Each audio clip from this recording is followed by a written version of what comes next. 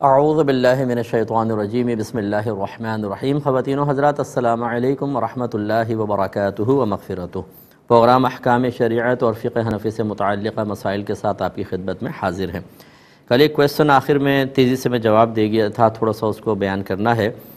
پوچھا گیا تھا کہ ایک شخص نے اپنی زوجہ کو 3 طلاقیں دیں، پھر بڑوں نے صلح کروا دی اور وہ 3 طلاقوں کے بعد بھی ساتھ رہ رہے ہیں۔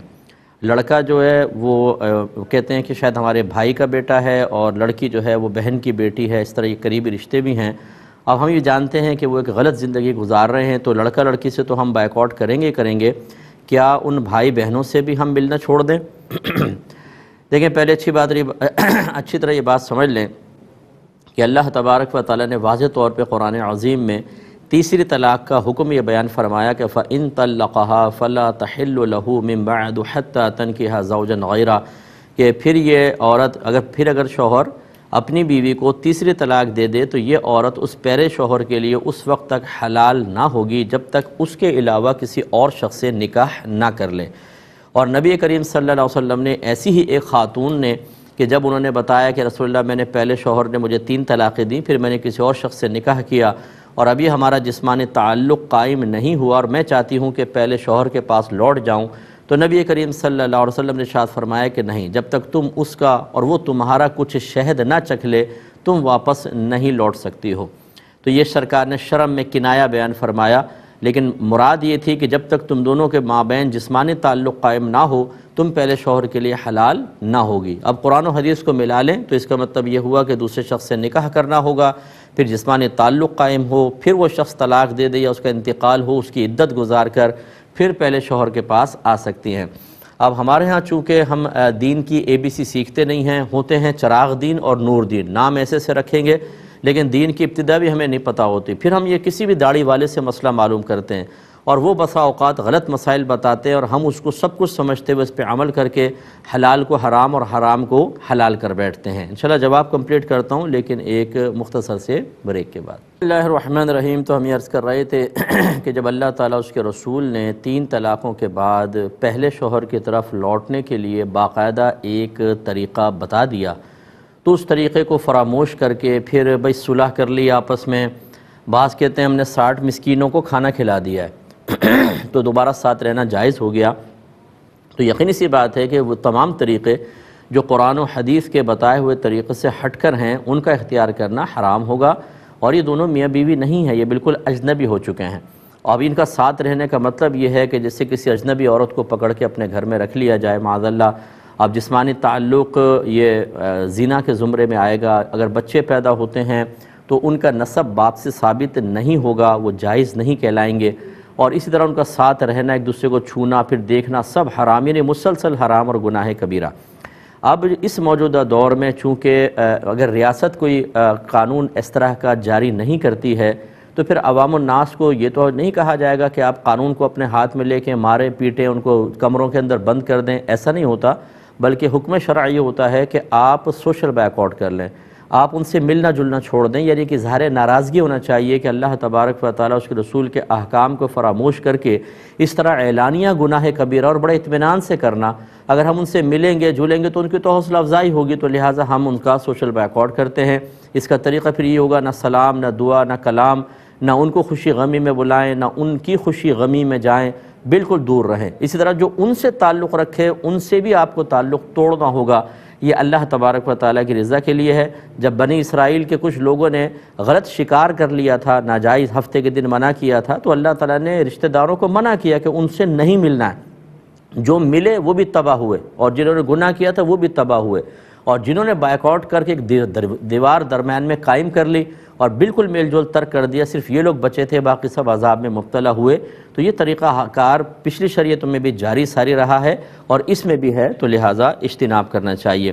ایک بھائی نے کہا کہ میرے بھائی کی شادی تھی، اس میں کچھ ہجڑے آئے اور انہوں نے کوئی ناچ گانا نہیں کیا، ہم نے ان کو ویسے ہی دے دیا، کچھ عرصے بعد وہ دوبارہ آئے، انہوں نے بہت ہمیں دعائیں بھی دیں اور بھی ہم نے ان کو دے دیا، تو کیا ان کو اس طرح دینا صحیح ہے؟ دوسروں نے پوچھا کیا ان کو زکوٰۃ دے سکتے ہیں کہ نہیں، اس پر ہمیں ثواب ملے گا یا نہیں ملے گا؟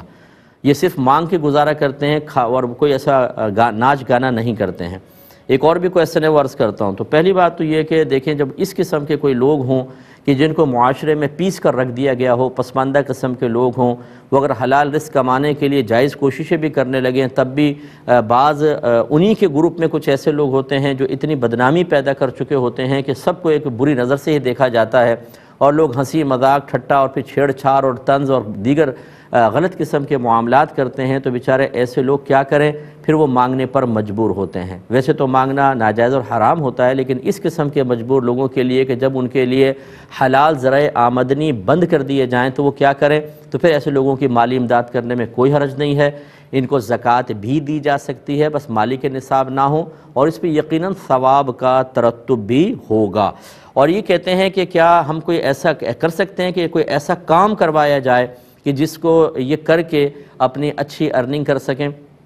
یہ بہت اچھی بات ہے، آپ کو انسٹیٹیوٹ کھول لیں، اس میں کوئی کام سکھائیں، ان کو آفر کریں آئے ہم سے کام سیکھیں، الیکٹرک کا کام ہے، ووڈ ورک کا کام ہے، یا مطلب سافٹ ویئرس وغیرہ کے کام ہیں، ان کو سکھائیں تاکہ یہ گھر بیٹھ کر حلال رزق کما سکیں۔ یہ آپ کے لیے بھی بہت بڑی نیکی ہوگی، یہ اچھی چیز ہے، اس میں کوئی حرج نہیں ہے۔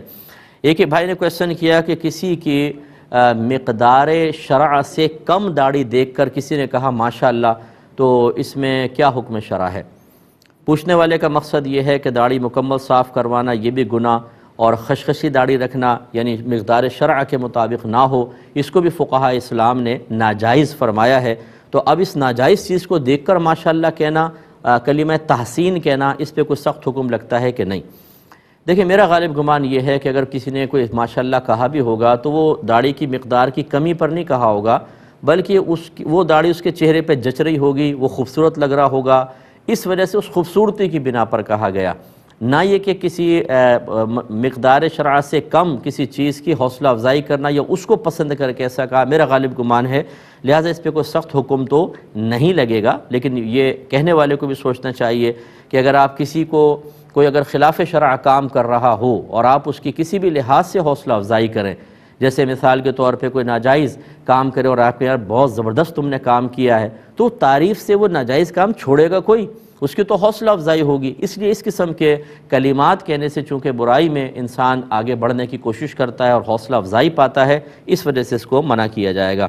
ایک بھائی کہتے ہیں کہ میں الٹا لیٹ کر اپنے چھوٹے بھائی سے کمر دبوا رہا تھا اور میرے گلے میں تعویذ تھا، تو وہ بھائی کمر دباتا رہا، پیروں سے چڑھ جاتے ہیں جو چھوٹے بچے۔ پھر مجھے اچانک خیال آیا کہ میرے گلے میں تو تعویذ ہے، تو میں نے اس کو اتار کر رکھ دیا، لیکن جب تک وہ میرے گلے میں رہا اور بھائی کمر پہ چڑھا رہا، تو میرے لیے اور بھائی کے لیے کیا شرعی حکم ہوگا؟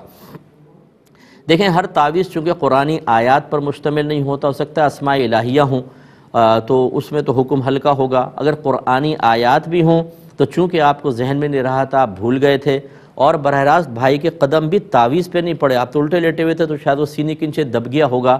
بہرحال ایک بے ادبی کا پہلو تو رہا، لیکن یہ بے ادبی اس حد تک نہیں ہے کہ اس پر کفر کا حکم جاری کیا جائے۔ آپ اللہ تعالیٰ کی بارگاہ میں احتیاطاً توبہ کر لیں اور آئندہ اس کا خیال رکھیں، اس میں کوئی سخت حکم انشاءاللہ آپ کی طرف متوجہ نہیں ہوگا۔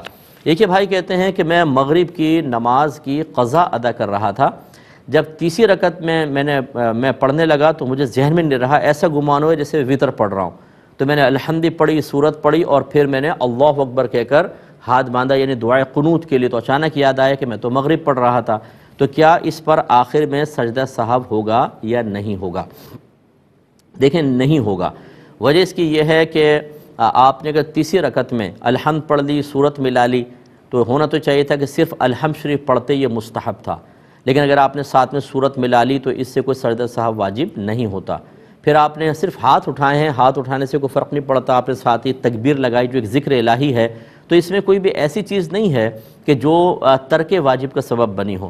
ہاں، اگر آپ الحمد شریف پڑھ کر، سورت پڑھ کر تھوڑی دیر سوچنے کھڑے ہو جاتے 3 بار سبحان اللہ کی مقدار کہ میں مغرب پڑھ رہا ہوں کہ وطر پڑھ رہا ہوں، اس سوچ میں اگر ٹائم نکل جاتا تو پھر آپ کو سجدہ سہو کرنا تھا، لیکن آپ نے متصلاً ہاتھ اٹھا کے تکبیر کہی ہے یا ذکر الہی ہے، اس میں کوئی حرج نہیں ہے، ابھی آپ کو سجدہ سہو نہیں کرنا تھا۔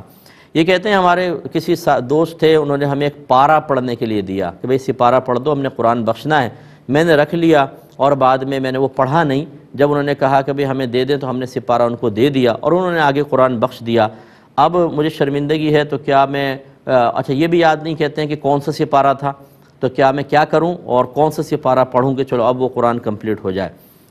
دیکھیں پہلی بات تو یہ ہے کہ یہ جو ہمارے ہاں طریقہ کار ہے نا، زبردستی سپارے ہاتھ میں پکڑا دیتے ہیں کہ جی یہ پڑھ دینا، سامنے والا اس مروت میں کہ یار منع کروں گا تو برا مان جائے گا، یا اس مروت میں کہ میرے دادا فوت ہوئے تھے میں نے بھی پکڑایا تھا، اب اگر میں نہیں پڑھوں گا تو مسئلہ ہوگا۔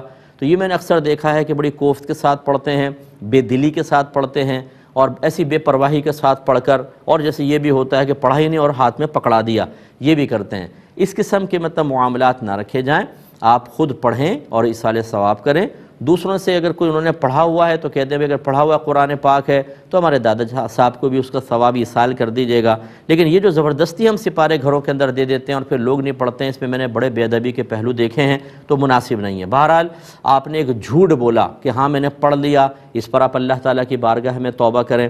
باقی ایسا نہیں ہے کہ اگر آپ نے ایک سپارہ نہیں پڑھا اور 29 سپارے بخش دیے گئے تو مردہ قبر میں ایک دم اچھل پڑا ہو کہ بھئی ایک سپارہ کہاں چلا گیا اور وہ بیچارہ لوٹیاں کھا گیا ہو، ایسا کچھ بھی نہیں ہے۔ اسے ایک سپارے کا ثواب دیں، ایک آیت کا ثواب پہنچائیں، وہ اس سے خوش ہوگا، اللہ تعالیٰ رحمت نازل فرماتا ہے۔ تو بہرحال آپ نے جو غلط بیانی کی وہ غلط تھی، آپ پہ کوئی واجب نہیں ہے کہ آپ اس کا تدارک کرتے ہوئے ایک سپارہ پڑھیں، لیکن اگر پڑھ دیں کوئی سا بھی سپارہ پڑھ کے ثواب ایصال کر دیں، اچھی بات ہے، ان کو بھی فائدہ ہو جائے گا۔ کالر ہمارے ساتھ ہیں، السلام علیکم۔ سلام جی بہن، میرا سوال ہے کہ اگر قضا روزے جو رمضان میں قضا ہو جاتے ہیں نا، وہ نہ رکھے ہو تو نفلی روزہ رکھ سکتے ہیں، جیسے ابھی شب برات کا ہے یا جی، اور نفلی روزے؟ اور میں انشاءاللہ عرض کرتا ہوں۔ ایک اور کالر ہیں، السلام علیکم۔ ہیلو، السلام علیکم۔ وعلیکم السلام۔ جی سر، یہ طلاق کے بارے میں پوچھنا تھا، جی ایک سوال۔ بولیے۔ ہماری بیٹی نے نا خلا کا کیا تھا۔ اچھا اپنے ٹی وی بند کریں بہن، کتنی دفعہ کہا ہے، آپ لوگ نہیں سمجھتے ہیں، بالکل نہیں سمجھتے ہیں۔ چلے خیر، یہ کہتے ہیں کہ میں اپنے والدین کو نماز کا کہتا ہوں، وہ نماز نہیں پڑھتے ہیں، تو پھر بعض اوقات مجھے غصہ آ جاتا ہے اور میری آواز بلند ہو جاتی ہے، لہجہ تیز ہو جاتا ہے، تو کیا مجھے گناہ ملے گا اور مجھے کیا کرنا چاہیے؟ دیکھیں سب سے پہلی بات تو یہ کہ نبی کریم صلی اللہ علیہ وسلم نے ارشاد فرمایا اگر تم کسی کو برائی کرتے دیکھو تو اس کو ہاتھ سے بدل دو، ہاتھ سے نہیں بدل سکتے تو زبان سے بدلو، اور زبان سے نہیں بدل سکتے تو کم از کم دل میں اس کو برا جانو، اور یہ ایمان کا کمزور ترین درجہ ہے۔ ہاتھ سے بدلنے کے لیے حاکم اسلام ہوگا یا والد صاحب ہیں، شوہر بیوی کے ساتھ سختی کر سکتا ہے، زبان سے جیسے علماء کہتے ہیں یا ہم آپس میں ایک دوسرے کو تلقین کرتے ہیں، اور تیسرا درجہ وہ ہوتا ہے کہ نہ آپ چیخ سکتے ہیں نہ مار سکتے ہیں، تو پھر کم از کم اس فعل کو دل میں برا جانیں۔ اب والدین کے ساتھ یہ تیسرا درجہ ہوگا، آپ پولائٹلی بس کہہ سکتے ہیں، پیار سے محبت سے پڑھیں، آپ کی آخرت کا نقصان ہوگا، مانتے ہیں ٹھیک ہے، نہیں مانتے تو ان کے رب کا معاملہ ہے، آپ کو اس بات کی اجازت نہیں ہے کہ اظہار غضب کریں۔ وہ اگر اللہ کی نافرمانی کر رہے ہیں تو آپ نے کون سا کارنامہ کیا؟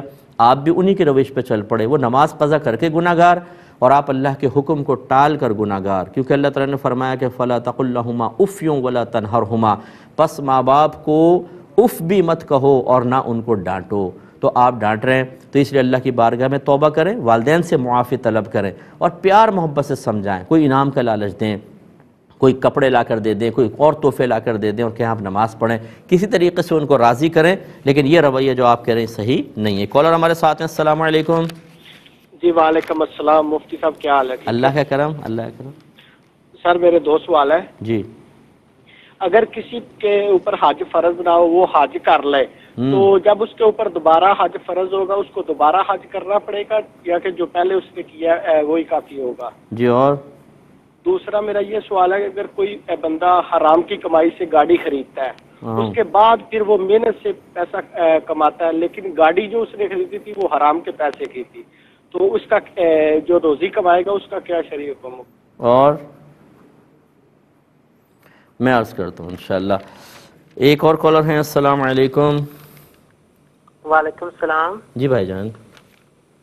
جی مفتی صاحب میرا ایک سوال ہے کہ جب کوئی فوت ہو جاتا ہے تو اس کی جب گھر سے میت کو اٹھاتے ہیں قبرستان لے کر جاتے ہیں، تو جب میت کو اٹھاتے ہیں تو 3 مرتبہ نا اسے نیچے رکھتے ہیں، میت کو کلمہ شہادت پڑھتے ہیں، یہ ایسا کیوں کرتے ہیں؟ کرنا چاہیے مطلب کیا کرتے ہیں؟ نیچے رکھتے ہیں پھر اٹھاتے ہیں، پھر نیچے رکھتے ہیں پھر اٹھاتے ہیں، یوں 3 مرتبہ اسے نیچے رکھتے ہیں پھر اٹھاتے ہیں یہ قبرستان جا کے؟ قبرستان جی نہیں، جب گھر سے قبرستان لے کر جاتے ہیں، جب گھر سے میت کو اٹھاتے ہیں۔ اچھا تو یہ ایسا عمل ٹھیک ہے، میں بتاتا ہوں۔ ایک اور کالر ہیں، السلام علیکم. شاید لائن ڈراپ ہو گئی ہے. یہ پہلے حالیہ لے لیتے ہیں. یہ بہن نے فرمایا تھا کہ اگر کسی پر قضا روزے باقی ہوں رمضان کے جیسے تو کیا نفلی روزے رکھ سکتے ہیں جیسے شب براءت وغیرہ کے ہیں؟ دیکھیں یہ تو حضرت ابوبکر صدیق رضی اللہ تعالیٰ عنہ کے وصایا میں لکھا ہے کہ آپ نے حضرت عمر فاروق رضی اللہ تعالیٰ عنہ کو آخری وقت میں بلوایا اور ایک نصیحت فرمائی جس کا ایک حصہ یہ بھی تھا کہ جب تک انسان پر فرائض باقی ہوں اللہ تبارک و تعالیٰ اس کے نوافل قبول نہیں کرتا ہے. تو فقہاء نے اس سے ایک مسئلہ یہ نکالا ہے، اور یقینی سی بات ہے صدیق اکبر اپنے پاس سے بات نہیں کہہ رہے، وہ نبی کریم صلی اللہ علیہ وسلم سے سن کر ہی کہہ رہے ہوں گے، کیونکہ صحابی کا جب کوئی قول ایسا ہو جس میں قیاس یا عقل کا دخل نہ ہو تو پھر اس کا مطلب انہوں نے نبی کریم صلی اللہ علیہ وسلم سے سن کر ہی کہا ہوگا. تو علماء نے یہ فرمایا کہ جس جنس کا فرض رہتا ہو اس جنس کا نفل مقبول نہیں ہوتا.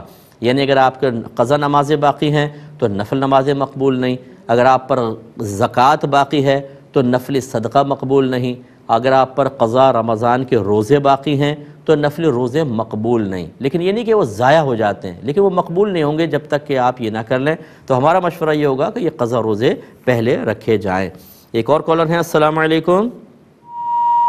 شاید لائن ڈراپ ہو گئی ہے. یہ کہتے ہیں کہ کسی پر حج فرض نہیں تھا لیکن اس نے کر لیا، اب بعد میں حج فرض ہوا تو کیا حکم شرع ہوگا؟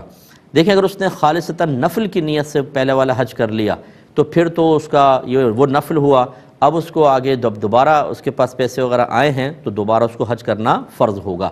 لیکن اگر اس نے پہلے والا فرض کی نیت سے کیا یا مطلقاً ایسی نیت سے کر لیا تو فرض ادا ہو گیا. اس پر تھوڑا سا اور کلام کر لیں گے لیکن ایک مختصر سے بریک کے بعد. بسم اللہ الرحمن الرحیم. تو خلاصہ کلام یہ ہے، جو حج کا مسئلہ یہ پوچھا ہے، خلاصہ کلام یہ ہے کہ اگر کسی پہ حج فرض نہیں تھا تو یقینی سی بات ہے کہ نفل ہی ہونا ہے. لیکن فقہاء نے فرمایا اگر وہ فرض کی نیت سے کر لیتا ہے یا کوئی نیت نہ کرے بس حج کر لے کہ میں حج کر رہا ہوں تو وہ فرض ہی ادا ہو جائے گا.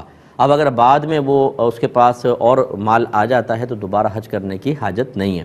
لیکن اگر خالصتاً نفل کی نیت سے حج کیا تو بس پھر یہ نفل ہوگا، اور باقی بعد میں جب اس کے پاس پیسے آئیں گے تو دوبارہ حج فرض ہوگا. یعنی اب حقیقتاً حج فرض ہوگا اور اس کو دوبارہ کرنا ہی ہوگا.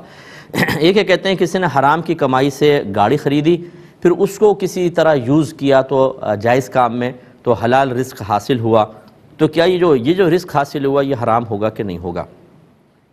دیکھیں بعض اوقات ایسا ہوتا ہے کہ انسان اولاً ایک کام ناجائز کرتا ہے اور اس پر کسی جائز کام کی بنیاد رکھتا ہے تو وہ حرام کی حرمت اس جائز کام میں سرایت نہیں کرتی ہے. مثال کے طور پہ کوئی چھری چرائے اور اپنا قربانی کا جانور بسم اللہ اللہ اکبر کہہ کر ذبح کرے تو چھری چرانا بھی گناہ اور مالک کی اجازت کے بغیر استعمال کرنا بھی گناہ، لیکن جانور حلال ہوگا کیونکہ اس کی ریکوائرمنٹ تھی بسم اللہ اللہ اکبر کہنا. اسی طریقے سے یہاں پر بھی یہ مسئلہ ہے کہ اس کا حرام پیسے سے گاڑی خریدنا حرام، اس گاڑی کا یوز حرام ہے، یہ جائز نہیں ہے، اس کو ختم کرنا چاہیے تھا. لیکن اگر اس سے حلال رزق کماتا ہے تو یہ حرمت اس میں سرایت نہیں کرے گی، لہٰذا وہ رزق بالکل طیب اور حلال ہوگا. یہ کہتے ہیں کہ ہم نے دیکھا ہے کہ جب کوئی میت فوت ہو جاتی ہے، جب کوئی شخص فوت ہوتا ہے تو اسے جب گھر سے قبرستان لے کر جاتے ہیں تو پہلے 3 مرتبہ اٹھاتے ہیں کلمہ شہادت پڑھ کر، 3 مرتبہ رکھتے ہیں اور پھر قبرستان کی طرف لے کر جاتے ہیں. کیا حکم شرع ہوگا؟ دیکھیں یہ لوگوں کی اپنی ایجادات ہیں، ایسا کچھ بھی نہیں ہے، اور یہ اکثر اس وجہ سے ہوتا ہے کہ جتنے بھی وہاں پر لوگ موجود ہوتے ہیں انہوں نے اپنے دین کی بنیادی چیزیں یا انتقال کے بعد کے جو بنیادی مسائل وہ نہیں سیکھے ہوتے، تو چند ایسے چودھری ٹائپ قسم کے ہوتے ہیں، ٹھیکیدار ہوتے ہیں جو نام نہاد مفتی بن کے وہاں پہ پہنچ جاتے ہیں. غسل کے اندر یہ انٹرفیئر کریں گے اور خلاف سنت، کفن پہنانے کے اندر کریں گے، خوشبو لگانے کے اندر کریں گے، ان رسومات کے اندر کریں گے. قبرستان کے اندر ہم نے ڈرامے بازیاں دیکھی ہیں، قبر بناتے ہوئے آتا جاتا کچھ نہیں ہے، اور اتریں گے ایسے کود گئے، ٹارزن کود گیا یہاں پر، اور یہ سارے معاملات جانتا ہے. اور ہم جیسے لوگ خیر ہمارے سامنے تو کم ہی ذرا ڈرتے گھبراتے رہتے ہیں، جی مفتی صاحب ہیں یا چلو ادب احترام کر لیتے ہیں. لیکن جب ایسی کوئی شخصیت نہیں ہوتی، کوئی عالم صاحب نہیں ہے، مفتی صاحب نہیں ہے، کوئی مسجد کے امام صاحب نہیں ہے، بلکہ بعض اوقات تو امام صاحب کو بھی پیس کے رکھ دیتے ہیں اگر پیسے ویسے والے ہوتے نا، تو پھر تو یہ سب غلط چیزیں ہیں. خدا را ایسا نہ کریں. پہلے آپ اگر آپ کو چاہیے کہ سیکھ کر رکھیں، کبھی بھی کسی کا انتقال ہو سکتا ہے، اور فرض کر لیں میت کا انتقال ہو تو فوراً سے پیشتر مسائل کی طرف متوجہ ہوں اور وہ سنت کے مطابق مسائل اختیار کریں اور افعال اختیار کریں، اس سے میت پر رحمتیں نازل ہوتی ہیں۔ اس قسم کی مطلب غیر شرعی چیزیں یا جن کا اسلام سے کوئی تعلق نہیں ہے، اگرچہ بعض چیزیں ایسی ہیں کہ جیسے اب یہ اٹھانا رکھنا یہ کوئی گناہ نہیں ہے، لیکن بہرحال ہمارے جو بچے ہیں وہ دیکھیں گے تو سمجھیں گے شاید یہ بھی کوئی دین کا حصہ ہے اور ایک بدعت ہمارے دین کے اندر داخل ہوگی، اس کو نہ کریں تو یہ بہتر ہے۔ ایک ہی کویشچن کیا تھا کہ یہ اگر لینس لگے ہوں آنکھوں میں تو وضو ہو جاتا ہے یا نہیں؟ دیکھیں اس سے وضو پہ کوئی فرق نہیں پڑے گا، کیونکہ آنکھوں کے اندر پانی ڈالنا کوئی فرض یا واجب تو نہیں ہے، آنکھیں بند ہوگی، غسل تک کے اندر واجب نہیں ہے، تو لینس سے وضو کا کوئی تعلق نہیں، وضو بالکل ہو جائے گا۔ دوسرے نے پوچھا کہ حالت روزہ میں لینس لگانے کا کیا شرعی حکم ہے؟ دیکھیں وہ لینس اگر لکوڈ کے اندر رکھے ہوئے نا تو پھر تو احتیاط کریں، کیونکہ جب آپ اس کو آنکھوں میں لگا کے آنکھ بند کریں گے تو ہو سکتا ہے وہ لکوڈ اندر سرایت کر جائے، تو اس لیے حالت روزہ میں اگر اس طرح مطلب ویٹ ہے تو ان کو یوز کرنے میں ذرا احتیاط کریں۔ ہاں ڈرائی ہیں، خشک ہیں تو پھر آپ اس کو حالت روزہ میں بھی لگا سکتے ہیں۔ ایک کالر ہمارے ساتھ ہیں، السلام علیکم۔ وعلیکم السلام۔ جی بہن۔ مفتی صاحب میں نے پوچھنا تھا کہ 1 سال ہو گیا میرا بھائی فوت ہو گیا ہے، اچھا، تو میری امی کہتی ہے کہ کیا میں اپنے بیٹے کے لیے نوافل ادا کر سکتی ہوں؟ اور دوسرا سوال میرا یہ ہے کہ ہمیں نا لوگوں نے ڈرا دیا ہے کہ محرموں سے پہلے قبر پکی نہیں کرواتے، کیونکہ اگر قبر پکی کروائیں گے تو اس کا ہدیہ ہوگا۔ یہ پوچھنا تھا کہ ہدیہ پیسے کی صورت میں ہوگا یا قرآن خوانی کی صورت یا ویسے لوگ ڈراتے ہیں؟ اور چلے میں انشاءاللہ عرض کرتا ہوں، یہ لے لیتے ہیں۔ دیکھیں اگر کوئی اچھا پہلے ایک اور کال لے لیتے ہیں۔ السلام علیکم۔ وعلیکم السلام۔ السلام علیکم جی وعلیکم السلام۔ مفتی صاحب مجھے یہ پوچھنا ہے کہ تراویح کی دعا کا مجھے پوچھنا ہے، تراویح میں اگر کسی کو انسان دعا نہیں آتی ہو جو 4 رکعتوں کے بعد پڑھی جاتی ہے، اس دعا کے بغیر تراویح ہو جائے گی؟ اور مجھے ایک سوال یہ کرنا ہے کہ عورتوں کے سجدے کے بارے میں بتا دیں کہ مردوں کے جیسا ہی سجدہ ہوگا عورتوں کا، جس طرح مرد اٹھ کے کرتے ہیں سجدہ؟ ٹھیک ہے، اور میں انشاءاللہ عرض کرتا ہوں۔ ایک تو انہوں نے کہا کہ ان کے بھائی فوت ہو گئے ہیں تو کیا والدہ نوافل بھائی کے لیے ادا کر سکتی ہیں؟ بالکل کر سکتی ہیں۔ یہ اصل میں نوافل پڑھ کر اس کا ثواب بچے کو ایصال کرنا چاہتی ہیں، اور یہ تو حدیث میں اس کی اجازت ہے، اس میں کوئی حرج نہیں ہے۔ ہاں اگر بچے پہ قضا نمازیں باقی ہوتیں، کوئی فرائض اس نے ادا نہیں کیے تھے، تو یہ بدنی عبادت کوئی دوسرے کی طرف سے ادا نہیں کر سکتا۔ اگر والدہ یہ کہتی چلو بچے کی میری 6 نمازیں رہ گئی تھیں میں پڑھ دیتی ہوں، تو یہ جائز نہیں تھا، وہ تو پھر فدیہ دینا ہوتا۔ لیکن یہ نفل نماز تو کوئی اس پہ واجب تو نہیں تھی، نفل نماز تو آپ پڑھ کر اس کا ثواب ایصال کرنا چاہیں بالکل کر سکتے ہیں۔ ایک انہوں نے کہا کہ کہتے یہ ہیں کہ محرم سے پہلے قبر کو پکا نہ کریں، اگر کریں گے تو ہدیہ دینا پڑے گا، تو ہم کرنا چاہتے ہیں گویا کہ تو یہ کیا ہدیہ پیسوں کی شکل میں دینا ہے، کیسے کہنا ہے؟ دیکھیں پہلی بات تو یہ کہ بلا ضرورت قبر کو پکا کرنا ہی خلاف سنت اور مکروہ ہے۔ اب یہ پکا کرنا بھی 2 طرح کا ہوتا ہے، ایک قبر کے اندر سے پکا کرنا، ایک ہے کہ اندر سے کچی ہے اوپر سے پکا کرنا، یہ 2 چیزیں ہوتی ہیں۔ اندر سے پکا کرنا مکروہ لکھا ہے، بلا ضرورت بالکل نہ کیا جائے، لیکن جیسے آج کل قبرستان میں جگہیں تنگ ہیں اور قبروں پہ بیٹھنے کا اندیشہ ہے، بعض جگہ پانی آ جاتا ہے، تو ایسی صورت میں اندر سے قبر کو پکا کیا جا سکتا ہے۔ اوپر سے قبر کو پکا کرنا بالکل خلاف سنت ہے، لیکن مطلب اکابرین کا استثناء ہے، جیسے اکابرین کے مزارات وغیرہ ہوتے ہیں ان پہ شرعی دلائل علیحدہ ہیں، عام آدمی کی ہم بات کر رہے ہیں۔ لیکن اگر یہ اندیشہ ہو کہ قبر کو پکا نہیں کریں گے تو گورکن کچھ عرصے بعد مردے کو نکال کے دوسرا اس میں ڈال دے گا، یا جانور کھود کے لاش کو کی بے حرمتی کریں گے، یا کفن چور وغیرہ ہوتے ہیں یہ کھود کے اور مسائل پیدا کرتے ہیں، ان ڈر کی وجہ سے اگر قبر کو پکا کر دیا جائے اوپر سے بھی تو اس کی گنجائش نکلے گی، کیونکہ اس طرح کی صورتوں میں شریعت کچھ تدارک کرنے کا حکم دیتی ہے۔ لیکن اب یہ کہنا، اب فرض کر لیں آپ کے پاس شرعی عذر تھا، آپ پکا کر سکتے تھے، اب یہ کہنا کہ محرم سے پہلے پکا نہیں کر سکتے، بالکل غلط ہے۔ جس نے بھی کہا اس کا کوئی شریعت سے اس کا تعلق نہیں ہے، اور نہ اگر پہلے آپ پکا کریں گے تو کوئی ہدیہ وغیرہ دینا ہوگا، یہ اپنے پاس سے بنائی ہوئی چیز ہے۔ جو بھی اس طرح کہہ رہا ہے بڑے دائرہ ادب میں رہ کر کہیں کہ آپ یہ قرآن حدیث سے ذرا اس کا ثبوت دے دیجئے، انشاءاللہ ہم اس پہ عمل کر لیں گے۔ اگر وہ نہ دیں تو سنی سنائی بات کو دین کے اندر داخل کرنے سے دین کمزور ہوتا ہے، مضبوط نہیں ہوتا، بس یہ ہماری ایک بات ذہن میں رکھیے گا۔ بہن فرماتی ہے کہ 4 رکعت تراویح پڑھنے کے بعد پھر جو دعا عموماً پڑھتے ہیں وہ اگر یاد نہ ہو تو تراویح ہو جائے گی؟ جی بالکل ہو جائے گی۔ اگر آپ کو دعا یاد نہیں ہے تو کوئی فرض واجب نہیں ہوتی، یاد کر لیں اچھا ہے، نہیں کریں تو کوئی بات نہیں، اتنی دیر کلمہ پاک پڑھ لیں ذکر الہی کر لیں، سبحان اللہ، لا حول ولا قوت الا باللہ، اور کچھ بھی آپ نے نہیں پڑھا، خاموش بیٹھے رہے، تب بھی تراویح کی ادائیگی پر کوئی فرق نہیں پڑے گا۔ یہ بہن کہتی ہیں کہ کیا عورتیں مردوں کی طرح پھیل کر اٹھ کر سجدہ کریں؟ تو جی نہیں، فقہ حنفی کی روشنی میں عورت کو سمٹ کے سجدہ کرنے کا حکم ہے، اور مصنف ابن ابی شیبہ اٹھا کے پڑھ لیں، یہ حدیث کی کتاب ہے، امام بخاری کے بھی وہ استاد ہیں، انہوں نے متعدد اقوال اس میں لکھے ہیں۔ حضرت علی رضی اللہ تعالیٰ عنہ 2 عورتوں کے پاس سے گزرے جو اٹھ کر سجدہ کر رہی تھیں، تو آپ نے فرمایا کہ سمٹ کے سجدہ کرو۔ اسی طریقے سے کئی بزرگوں کے اقوال وہاں پہ موجود ہیں۔ تو نبی کریم صلی اللہ علیہ وسلم کو جو فرمان ذی شان ہے کہ کتے کی طرح یہ اپنی جو کلائی ہے بچھا کے سجدہ نہ کرو اور پھیل کے سجدہ کرنے کا حکم وہ مردوں کے ساتھ مخصوص رکھا جائے گا، عورتیں سمٹ کے سجدہ کریں۔ اور یہ ہمیشہ یاد رکھیں کہ شریعت جو ہے وہ عورتوں کے لیے پردے کو پسند کرتی ہے، اس لیے ایک حدیث کے مطابق عورت کی صحن میں نماز سے بہتر ہے کہ وہ برآمدے میں پڑھے، اور برآمدے میں پڑھنے سے بہتر ہے کہ کمرے کے اندر پڑھے، یعنی چھپ کر وہ اپنی نماز ادا کرے۔ تو اس لیے سمٹ کے سجدہ کرنے میں عورت کے لیے پردہ زیادہ ہے، اور پھیل کے سجدہ کرنا زیادہ سے زیادہ سنت تھا، زیادہ سے زیادہ سنت، کوئی فرض یا واجب نہیں ہے، سنت ہے۔ جبکہ اقوال سمٹ کے سجدہ کرنے کے بارے میں موجود ہیں، بزرگوں کی تلقین موجود ہے، اور بعض نے تو حدیث بھی کوٹ کی ہے، تو لہٰذا خلاصہ کلام یہ ہے کہ عورتیں سمٹ کے سجدہ کریں، پھیل کے سجدہ نہیں کریں گی۔ ایک ہی بھائی کہتے ہیں کہ ہمارے ہاں ایک مسجد تعمیر ہو رہی تھی، اس کے تعمیراتی کام جاری تھا، تو مسجد کا سیمنٹ اگر ہم ذاتی استعمال میں لے لیں اس نیت کے ساتھ کہ بعد میں مسجد کو دے دیں گے، کیا حکم شرع ہوگا؟ دیکھیں بالکل شرعاً جائز نہیں ہے، ایسا نہیں کر سکتے ہیں، وہ وقف کا مال ہے، وہ مسجد کے لیے لوگوں نے مخصوص کیا ہے، اس کو ذاتی استعمال میں نہیں لے سکتے ہیں آپ، چاہے آپ کا بعد میں ارادہ ہو کہ چلو ابھی لے لیتے ہیں بعد میں دے دیں گے، جیسے آدھی بوری کی ضرورت ہے، آپ نے کہا کہاں خریدوں گا آدھی بوری، یہیں سے لے لیتا ہوں، بعد میں آدھی بوری رکھ دیں گے، پھر بعد کا چھوڑ دیں، اگر آپ کل فوت ہو گئے تو کیا ہوگا؟ اس لیے مسجد کی کوئی چیز آپ اس طرح ذاتی استعمال میں نہیں لا سکتے، لائیں گے تو گناہ گار ہوں گے۔ یہ کویسچن کیا، کہتے ہیں کہ مجھ سے ایک شخص نے یہ کویسچن کیا کہ کیا اللہ تبارک و تعالیٰ ایسا پتھر بنا سکتا ہے جسے وہ خود نہ اٹھا سکے؟ اگر بنا سکتا ہے تو اس کا مطلب اللہ تعالیٰ خود نہیں اٹھا سکے گا، عاجزی، اور اگر اللہ بنا ہی نہیں سکتا تب بھی اللہ کے لیے نقص ثابت، کیا ہوگا حکم؟ پہلی بات تو یہ کہ اس طرح کی پہیلیوں کے اندر نہ پڑیں۔ کیا ہمارے نبی کریم صلی اللہ علیہ وسلم نے اللہ تبارک و تعالیٰ کے لیے اس قسم کی باتیں بیان فرمائیں؟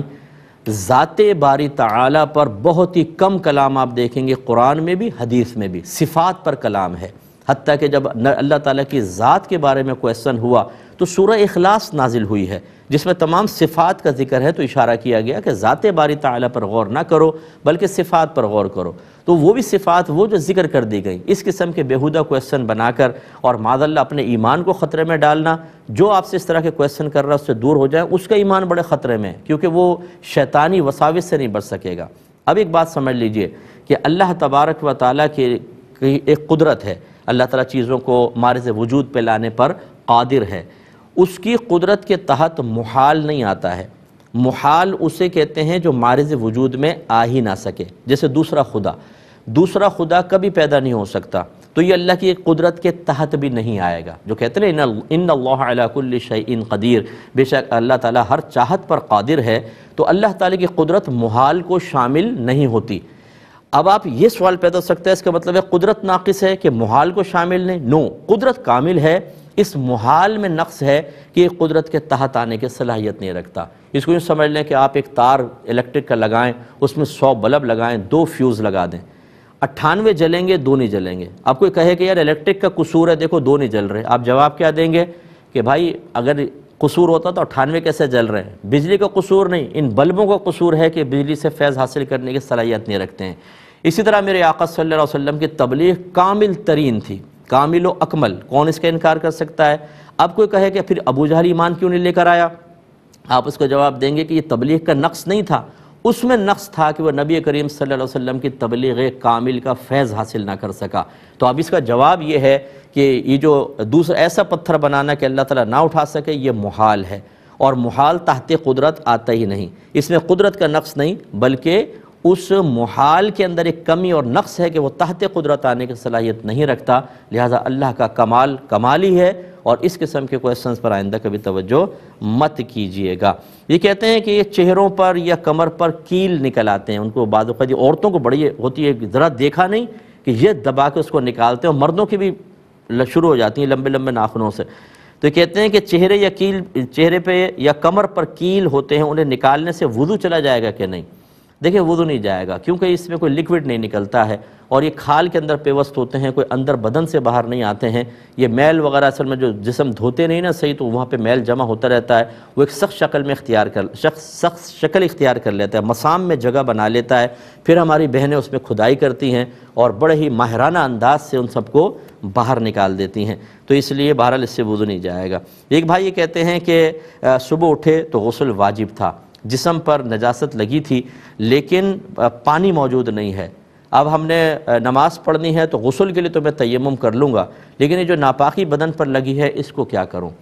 دیکھیں اس کو حتی الامکان آپ دور کریں، مثلا ٹیشو ہوں اس سے آپ ٹیشو سے صاف کریں، کوئی پرانا کپڑا ہے اس سے آپ اس کو اچھی طریقے سے صاف کریں، اور 2-3 دفعہ، جیسے آپ نے ایک دفعہ صاف کر لیا پھر اس کو تھوڑا سا گیلا کر لیں، تھوڑا بہت تو پانی ہوگا اس کو، پھر اس کو 2-3 دفعہ اور اس طرح رگڑیں تو کھال صاف ہو جائے گی، اور پھر آپ تیمم کر کے نماز کو ادا کر لیں. ایک انہوں نے کہا کہ میت کو آبائی گاؤں میں ہم لوگ لے کر جاتے ہیں، جب کوئی فوت ہو جاتا ہے نا تو آبائی گاؤں میں دفناتے ہیں، تو جو عورت ہوتی ہے یعنی بیوی جو ہوتی ہے وہ بھی پھر جنازے کے ساتھ جاتی ہے، تو عدت کا کیا حکم ہوگا؟ دیکھیں پہلی بات تو یہ کہ جہاں مردہ فوت ہو اسی علاقے میں دفنائیں. فلاں جگہ پہنچانا ہے فلاں جگہ، یہ کوئی ضروری نہیں ہوتا ہے، ہر جگہ سے ایصال ثواب ہو سکتا ہے. اس میں میت کو اذیت اور تکلیف ہوتی ہے، اور فرض کر لیں اگر آپ یہ رسم پوری کرنا ہی چاہتے ہیں تو بہرحال عورت جہاں عدت کر رہی ہے باہر نہیں نکل سکتی، نکلے گی گناہگار ہوگی. اب اپنے میزبان کو ہماری ٹی وی کو اجازت فرمائیں. آپ ہمیں دعاؤں میں یاد رکھیں، ہم آپ کے لیے دعا کرتے ہیں کہ اللہ تبارک و تعالیٰ آپ کو شریعت پہ چلنے کی ہمت اور طاقت عطا فرمائے. آمین. وآخر دعوانا ان الحمدللہ رب العالمین.